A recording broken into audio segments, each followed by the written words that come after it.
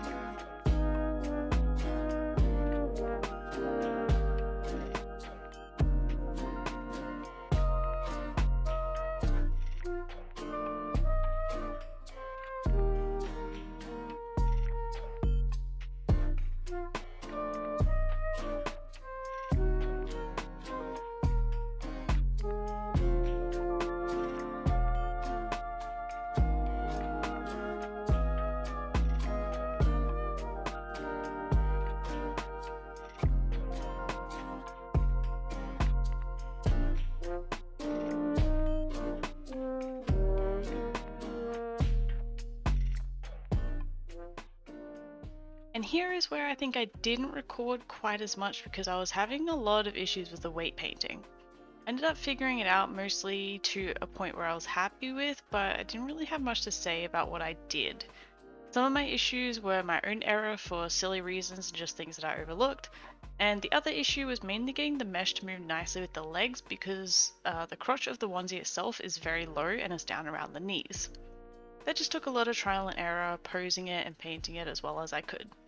So my method to make all of the different patterns and variations was to make a plain brown base with all of the shading and details like the buttons and the seams, and then I saved that as a base. Over the top, I used bright colors to form my guides on where I wanted the pattern to be, and then I used those guides as a new image to trace over the base in Photoshop. I did this for all of the variations like the belly and ears, the spots on the panda, and it came in especially handy for all the markings for Glamrock Freddy. Between the 3D model and the 2D UV, there's some warping that takes place sometimes when you draw a straight line on the 2D image, it will be wonky and distorted when put on the 3D model and vice versa. So that's just why I like to make a guide on the 3D and then transfer it to 2D because then I know exactly how it's going to look. Mostly what I'm doing here is just cleaning up the texture from Blender. Sometimes there's some gaps that I can't fill properly between seams or parts that I can't smooth as much as I would like and find it easier to do in Photoshop instead. Also, I didn't leave the footage in, however I was originally planning on colouring it in as a frog swatch as well by using the bear ears as little eyes. I decided against the idea in the end because I wanted to stick with the theme of bears, though if anyone wanted to recolour it with that idea, go ahead, you are more than welcome to.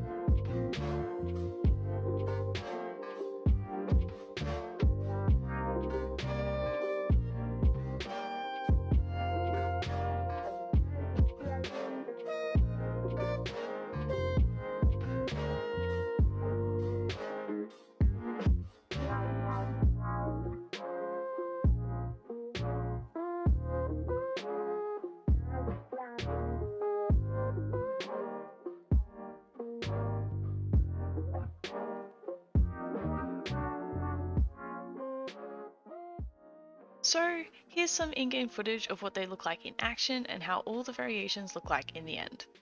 I'm overall pretty happy with the end result. I probably could have refined it a bit more, and I will in the future when I use it to modify and make more onesie meshes. What do you think I should make? Because I'm thinking like bunnies and cat onesies. Anyways, as always, if you wish to download them, there's a link to Tumblr down below where I post all of my content. Thanks for watching, and I hope you enjoyed.